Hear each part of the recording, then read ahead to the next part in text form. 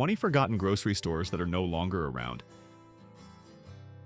Remember rushing through red aisles at Lucky or grabbing fresh bread at Dominick's? These grocery stores were once part of our everyday lives, but where did they go? Join us on a nostalgic journey through the rise and fall of America's most beloved supermarket chains. How many do you remember? Piggly Wiggly. Piggly Wiggly holds a unique spot in American grocery history. It was the very first self-service supermarket. Launched in 1916 in Memphis, Tennessee, it flipped the script on how shopping worked.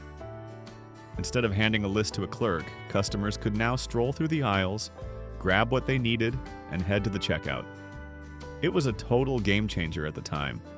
That cheerful pig mascot and the bright pink and white signs became part of the brand's charm. Piggly Wiggly wasn't just about groceries. It was a familiar neighborhood stop. Their slogan, "Down the street, down the prices," really said it all. It gave off a welcoming small-town feel that resonated especially well in southern and midwestern communities. Even though the name still exists, things have changed a lot.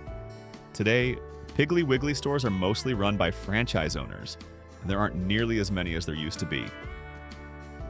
As bigger supermarket chains took over, the number of Piggly Wiggly locations slowly dwindled. While it's not the grocery powerhouse it once was, it still holds a nostalgic place in the hearts of many who remember the original shopping revolution it brought. Grand Union. Grand Union was once a big player in the grocery world, especially across the Northeast. Its roots go all the way back to the 1870s, and by the middle of the 20th century, it had become one of the top supermarket chains in the region. What really made Grand Union stand out was its commitment to fresh, locally sourced produce, which helped build a strong, loyal customer base. And who could forget the bakery? The smell of fresh bread and sweet pastries was something shoppers looked forward to. One of the chain's trademarks was its checkerboard private label brand. Those products, ranging from basics to fun snacks, were known for being both high quality and easy on the budget. It was a name people trusted and brought home week after week. Still, even with all that going for it, Grand Union couldn't hold off the rising tide of national competitors. The company made several efforts to turn things around, but the financial pressure was just too much. By the early 2000s, after filing for bankruptcy more than once, most Grand Union locations were either closed or sold.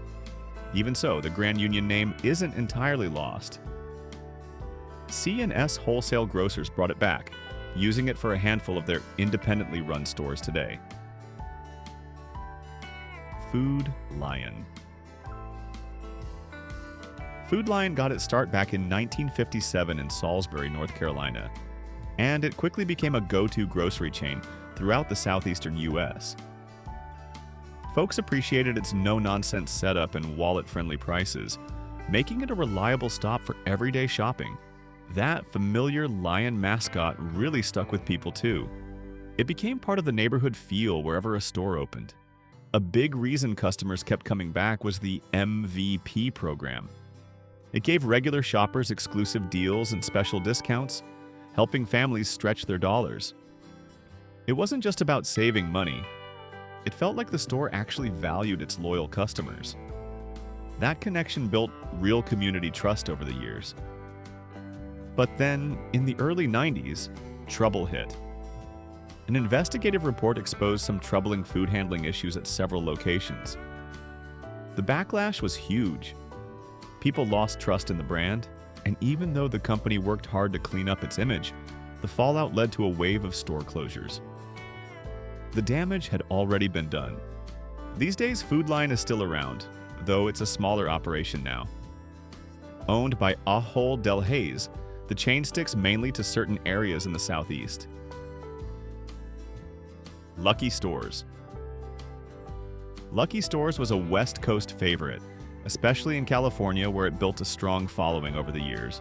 It all began in 1935, and before long, Lucky stood out with its bright red signs and those instantly recognizable red grocery bags, something that stuck in the minds of shoppers for decades. The chain became known for more than just its look, though. It was the friendly, helpful vibe that really drew people in. What made Lucky even more special were the extras, like their in-store delis and bakeries. You could swing by and grab a hot meal or a fresh pastry right along with your groceries. And they really valued their customers' time. Their famous three's a crowd rule meant that as soon as 3 people lined up, another checkout lane would open. That kind of service made shopping quicker and way less frustrating. Still, as the competition started heating up in the 90s, Lucky faced some tough times. Albertsons stepped in and bought the chain, and from there, many Lucky locations were either renamed or shut down completely. While the brand isn't seen much anymore, the memories of fast lines, friendly staff, and those classic red bags still stick with longtime West Coast shoppers. Safeway. Safeway was once a true giant among grocery stores, especially out west. It all started in 1915, and before long, Safeway became a name nearly every household knew. Their signature Safeway house brands were a big hit, and who could forget that bold S logo? Many of their stores had that unique marina-style design too, with curved roofs and big glass windows that made everything feel open and modern.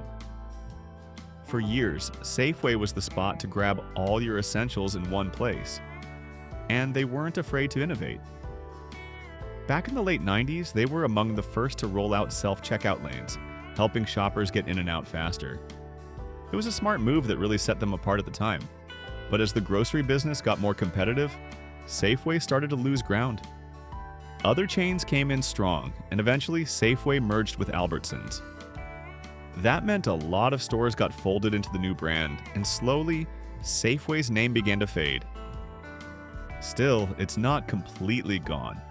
A few stores do remain, and some of those old marina-style buildings are still standing, now housing other businesses, but still bringing back memories of a chain that once ruled the grocery world. Did you or someone in your family ever work at one of these chains?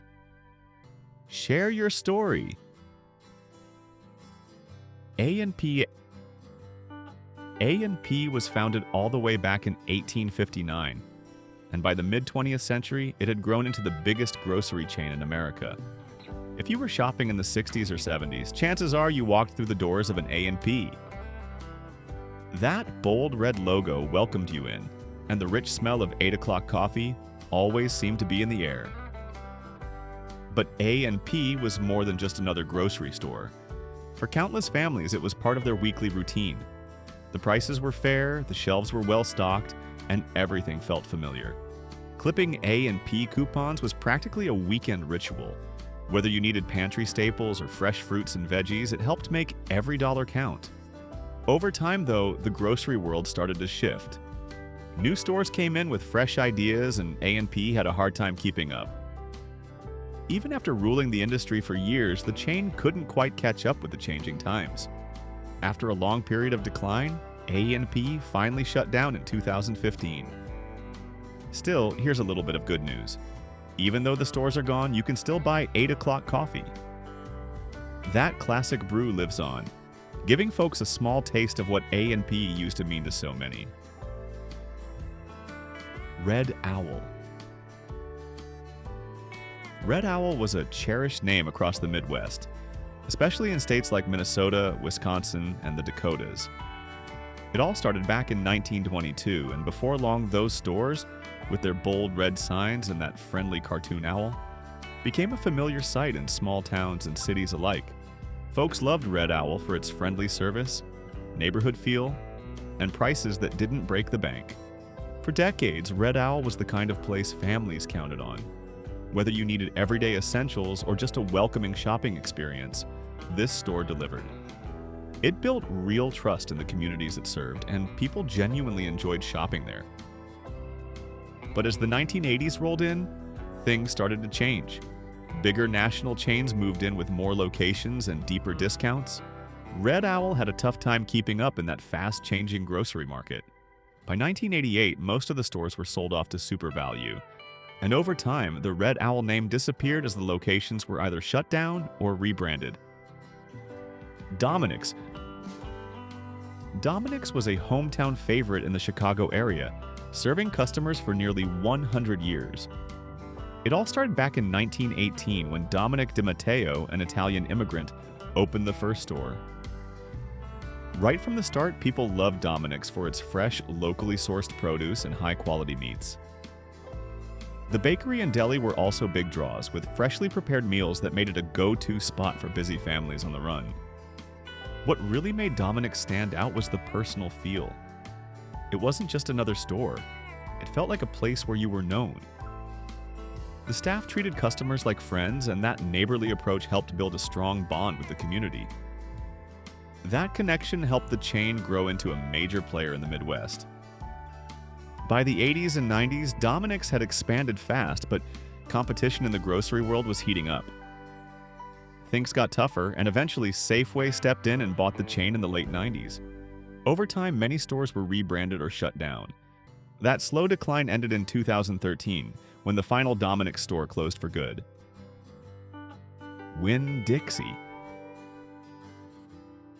Winn-Dixie was more than just a grocery store, it was a southern staple that felt like home. Starting back in 1925, it quickly became a favorite for families all over the South, especially during the 60s and 70s. Walking into a Winn-Dixie wasn't just about shopping. It was about seeing familiar faces, chatting with neighbors, and feeling that warm community vibe. What really made Winn-Dixie special was its motto, "The customer is king." And they meant it. The folks who worked there treated you like more than just a shopper. They made you feel like part of the family. But as retail giants like Walmart started to dominate, and Winn-Dixie faced its own money troubles, the chain began to lose ground. By the early 2000s, things had gotten tough enough that the company had to file for bankruptcy. Still, the name didn't completely vanish. Thanks to mergers and buyouts, a small number of Winn-Dixie stores are still around today. They may not be as widespread as they once were, but they carry on the legacy of a brand that once meant so much to so many in the South. Alpha Beta. Alpha Beta was a grocery store that folks in California and the Southwest really came to love. Starting back in 1915, it made a name for itself with a clever twist. Groceries were arranged alphabetically. That simple idea turned out to be a big hit. Shoppers liked how easy it was to find what they needed without wandering all over the place. The store really took off after World War II, becoming a regular stop for families all over. And if you were around in the 70s or 80s, you probably still remember that catchy Alpha Beta jingle from the TV or radio. It had a way of sticking in your head and making the store feel familiar. Alpha Beta wasn't just about the layout, though. They were ahead of the game with customer loyalty programs, too. Shoppers who came back regularly could enjoy discounts and special deals, which helped build a strong connection with the community. But like many regional chains, Alpha Beta eventually faced pressure from national giants. As the grocery business changed, they had a tough time keeping pace. By the late 80s and early 90s, the chain was sold off bit by bit, and most stores were turned into Ralph's or Albertsons. What grocery store memory from your childhood still sticks with you today? Let's reminisce together. Big Bear Stores. Big Bear Stores, which got its start in 1933 in Columbus, Ohio, played a major role in changing the way Americans shop for groceries. Back when most stores had clerks gathering your items, Big Bear turned things around by letting customers browse and grab what they needed on their own. That fresh take on shopping helped shape the modern supermarket we know today. Their slogan, "The store that's all yours," really captured the spirit of this new experience. Big Bear stores were big, open, and packed with choices. With wide aisles and a warehouse-style layout, it gave people the freedom to shop at their own pace. Weekly sales and solid deals kept folks coming back, and the company's strong ties to the local community made it a name people trusted. But even with all its early success, the grocery world started changing fast. Bigger national chains rolled in with more money, more locations, and more buying power. Big Bear just couldn't keep up with that level of competition. After a long stretch of trying to stay afloat, the company finally shut its doors in 2004. For many in Ohio, it marked the end of something special, a store that had once been ahead of its time. Schwegmann giant supermarkets. Schwegmann. Giant Supermarkets was a true New Orleans institution and a trailblazer in the world of grocery shopping. It all started back in 1869 with a small corner store, and over time, it grew into one of the first real supermarkets in the country.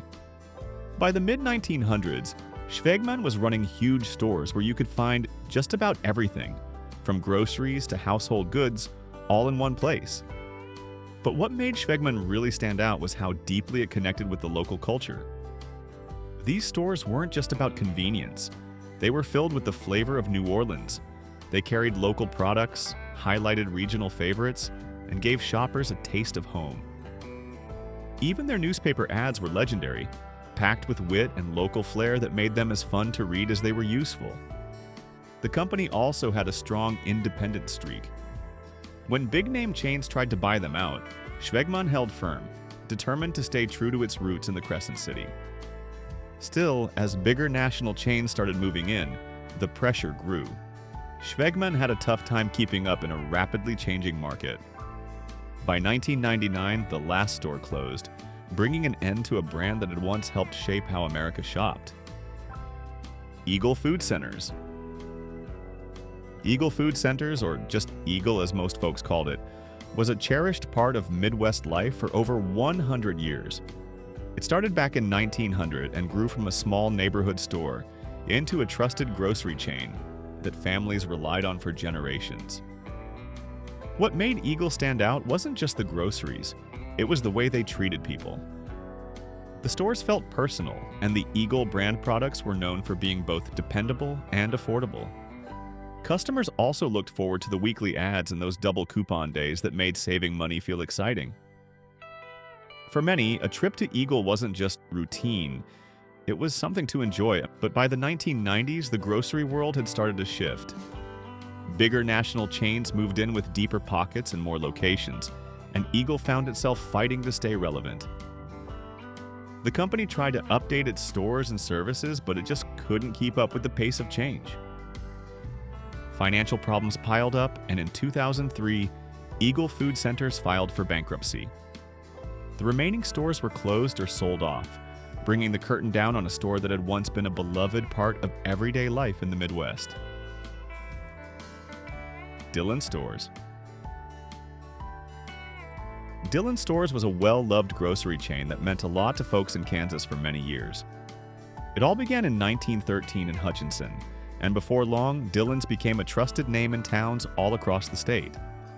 People appreciated its focus on good service and fresh food, and the stores quickly became a regular part of daily life. What really made Dillon stand out was its dedication to fresh and ready-to-eat meals, something that really helped busy families. They were also ahead of the curve when it came to health-conscious choices, offering better-for-you options long before that was common in most grocery stores. Even as the chain grew, it never lost that neighborhood feel. Dillon Stores felt like part of the community, where customers were treated more like friends than just shoppers. But despite its strong local following, change eventually came. In 1983, the Kroger company bought Dillon's, and slowly the familiar name began to disappear. Many locations were rebranded under the Kroger banner, and over time the Dillon name faded from storefronts. Food Fair/Pantry Pride.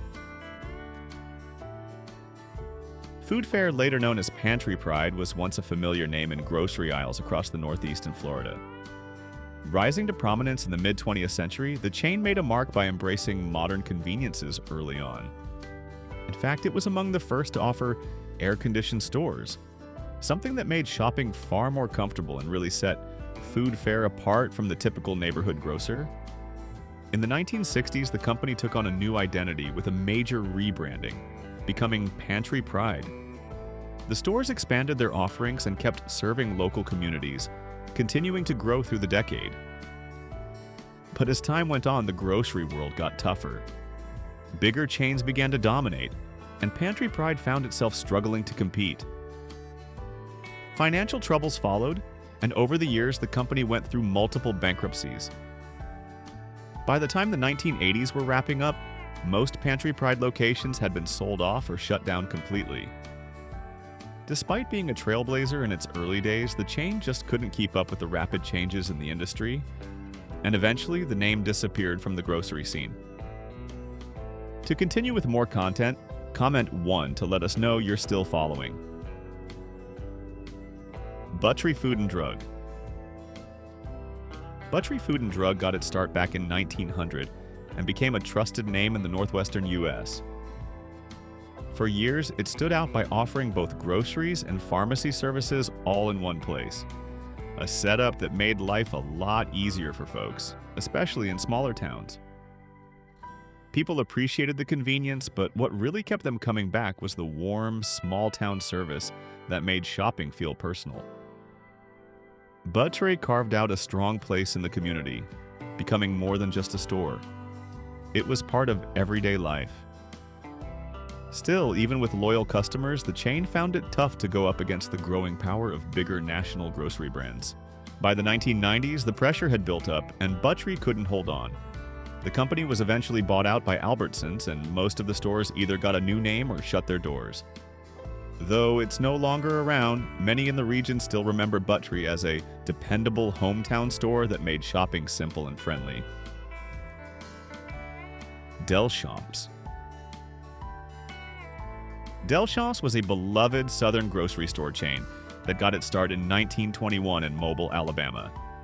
It quickly became a trusted name across the region, thanks to its big stores, wide variety of products, and a strong focus on fresh produce and quality meats. Shoppers appreciated that Delchamps went the extra mile by adding in-store bakeries and delis, something that made the whole shopping experience feel more personal and inviting. Customer service was a big part of what made Delchamps stand out. The stores had a warm, welcoming feel, and that neighborly atmosphere kept people coming back week after week. For many families, it was more than a grocery stop. It was a familiar part of everyday life. But even with a loyal following, Delchamps couldn't hold off the wave of competition that rolled in from larger chains. As national and regional grocers expanded, the pressure mounted. In 1997, the company filed for bankruptcy, and most of its stores were sold to Jitney Jungle. Just like that, the Delchamps name faded from storefronts, closing the chapter on a grocery brand that had once been a proud part of the southern shopping scene.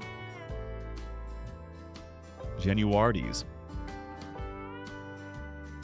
Genuardi started out in 1920 as a small produce stand in Norristown, Pennsylvania, and over the years it grew into a trusted supermarket chain across the Philadelphia area.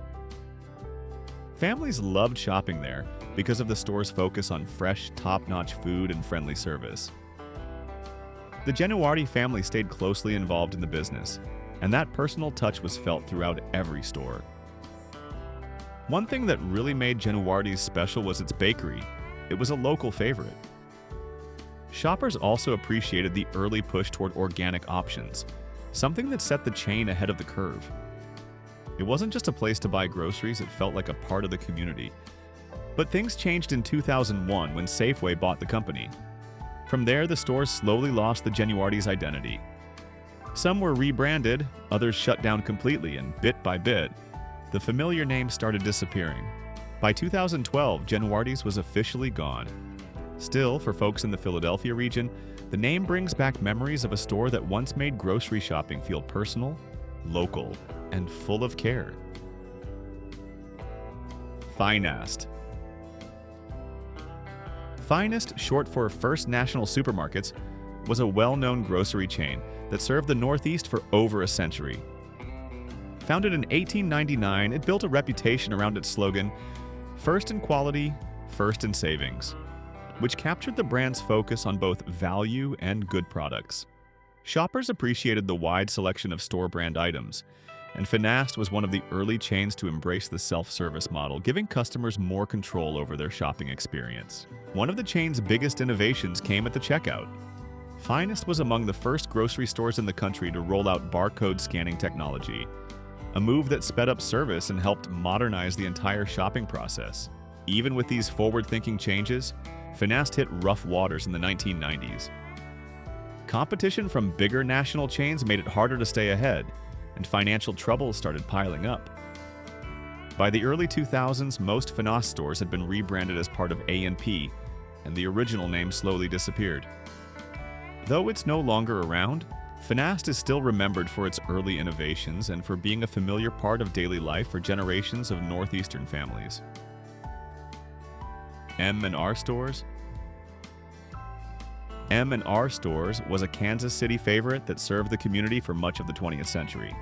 Locals came to rely on the chain for its commitment to fresh, high-quality food, especially its produce and meats, which were often sourced straight from nearby farms. That focus on local suppliers helped M&R build strong ties with shoppers who valued freshness and trust.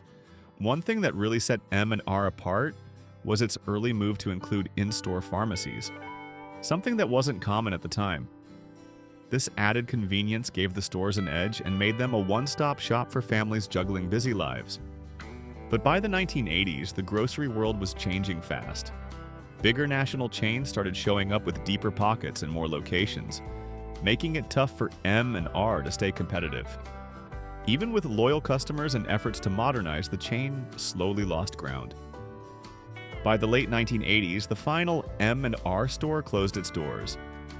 Though it's been gone for decades, many in Kansas City still remember M&R as a trusted neighborhood grocer that once played a big role in everyday life. Was there a local store in your town that didn't make our list? Tell us about it. Superfresh launched in 1982 and quickly became a familiar name in the Northeastern grocery world. As part of the A&P family, it gained a loyal following thanks to its focus on fresh produce, clean stores, and a wide variety of products. Shoppers especially loved the in-store bakery and deli, which offered everything from warm bread to quick, ready-to-eat meals that made dinner easier. To keep customers coming back, Superfresh rolled out a loyalty program that offered extra savings, a nice perk for regular shoppers.